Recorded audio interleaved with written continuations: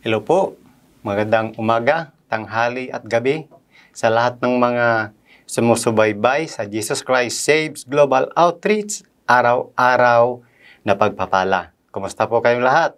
Ako pinaniniwala na habang kayo po ay nagka-tune in sa programang ito ay patuloy po kayong pagpapalain ng Panginoon.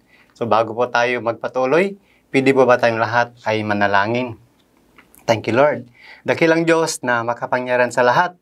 Panginoon, maraming salamat o Diyos sa mga biyaya namin pong natatama sa Panginoon. Tunay nga o Diyos na kailanman hindi mo po kami pinababayaan, Panginoon. Salamat o Diyos sa kalusugan, kalakasan at kapayapaan ng aming tahanan. Pagpalain mo, Panginoon, ang iyong mga salita, namin pong pagbubulay-bulayan sa oras na ito sa pangalan ni Jesus. Amen. Okay, ang ating pong paksa ngayon mga kapatid, mga kaibigan, is about banners of victory. Di po ba? Marami po tayong tagumpay itong year 2023. Sabi po dito sa 1 Corinthians chapter 15 verse 57 sa Amplified Version. Sabi po dito, "But thanks be to God who has give us the victory as a conquerors." Yan. Ang isang mananagumpay daw po ang tawag sa atin ng Panginoon, we are a conquerors. Conquerors, yan. Through our Lord Jesus Christ. So, ibig sabihin po ng mananagumpay, di po ba, mula nung January hanggang ngayon, marami po tayong pinagdaanan, di po ba? Kaya tama po yung ito ang buwan na tayo naman po ay magpapasalamat sa Panginoon. So, sabi nga, ano ba yung nagbibigay sa atin ng encouragement o kaya kalakasan ng ating pananagumpay? Di po ba? Halimbawa, na pag tayo po ay uuwi sa ating mga sari-sariling probinsya. Kung saan nakikita natin yung boundary sa Pangasinan, di po ba? Pag nakita na po namin yung boundary ng Pangasinan, nawala po yung pagod namin from Manila to Pangasinan, nawawala po yung nawawala po yung aming pagod sa biyahe. Ganon din po tayo, di po ba? Pag nakikita na po natin yung dulo ng year 2023, excited po tayo dahil nakikita na po natin yung banner ng tagumpay. Amen. Ilang araw na lamang po ang natitira.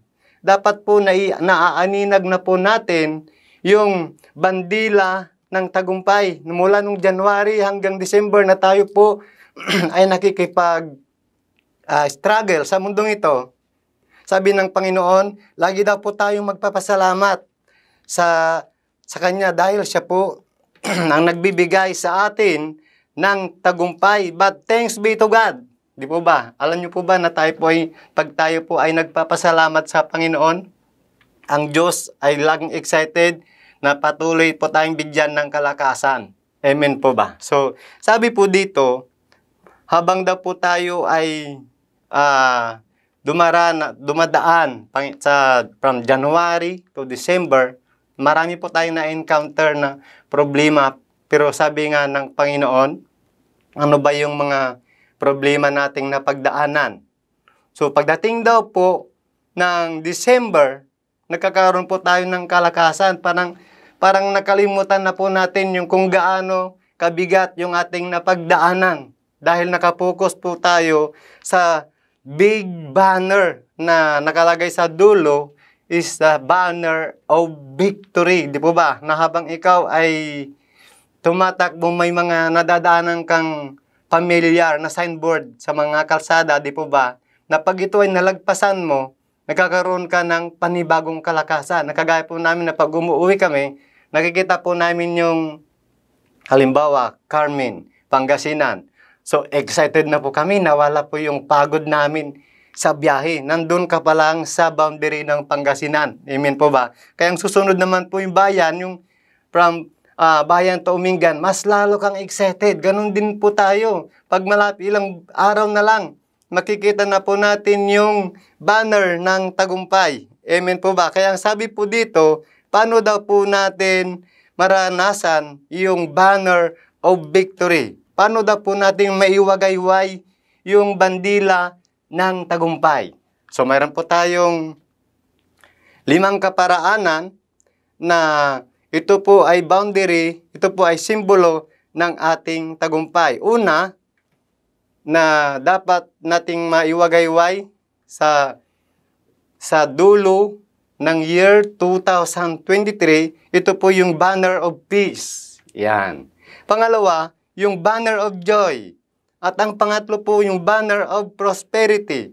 At pang-apat, yung banner of healings. Yan, banner of healing. Panglima po, yung banner of great revival. Ano bang ibig sabihin po ng banner of peace? Sabi nga po, yung banner of peace, yung magulong tahanan, ay nagkakaroon ng kapayapaan. Yan. Dati yung bahay na magulo, pag tayo po ay nakakilala sa Panginoon, unti-unting nagkakaroon ng kapayapaan. Kagaya po yung bahay namin dati.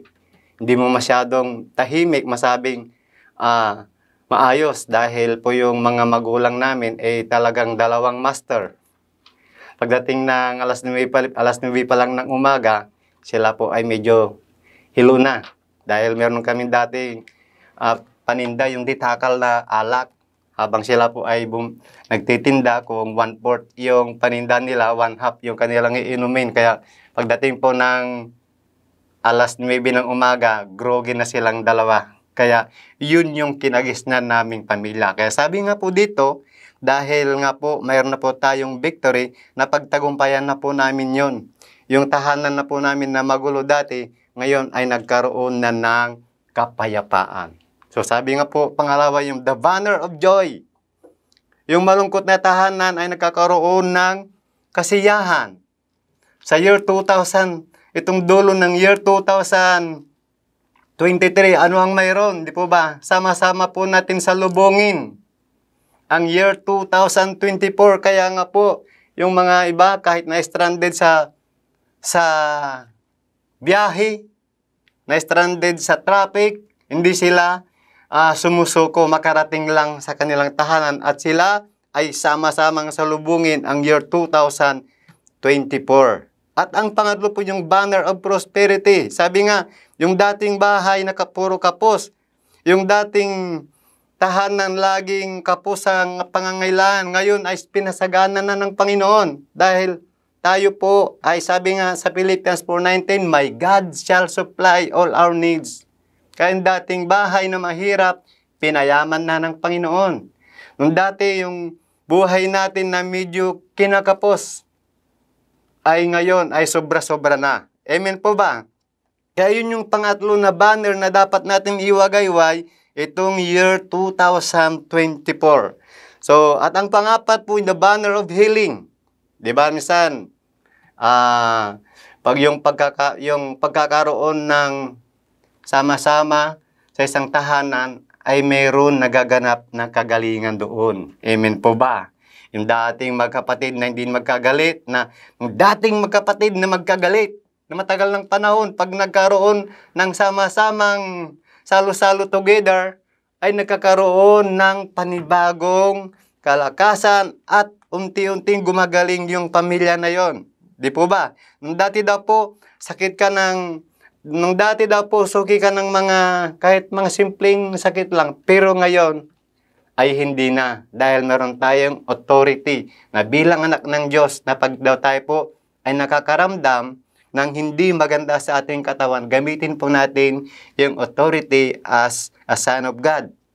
At ang panglima po, bilang pagtatapos na pwede nating iwagayway itong year 2023 na pangpasalubong sa year 2024 is the banner of great revival. Yan. Yung magulong tahanan daw po ay nagkakaroon ng kaayusan. Amen po ba? Yung tahanan po namin dati, pagdating ng year end, namamroblema po kami kung sino yung gagastos, nagkakagulo kung ano yung gagastos, kung sino yung mayaman, siya yung nahihirapan na gagastos. Pero ngayon, nag-uunahan na po kami kung sino yung nagpipresenta na kung ano yung gagastusin, di po ba? Kagaya ko, di po ba? Pagdating po ng magkaroon ng family reunion sa bahay namin, kaya sabi ko, okay, sagot ko na lahat. Yan, di po ba? Sabi nga dito, is the banner of great revival. Yung magulong tahanan ay aayusin ng Panginoon.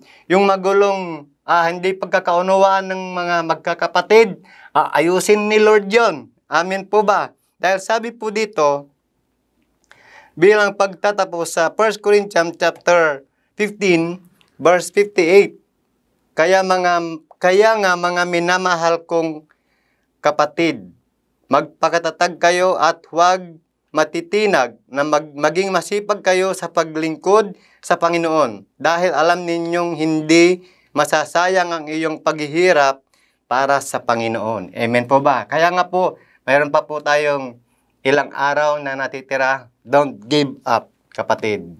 Yan.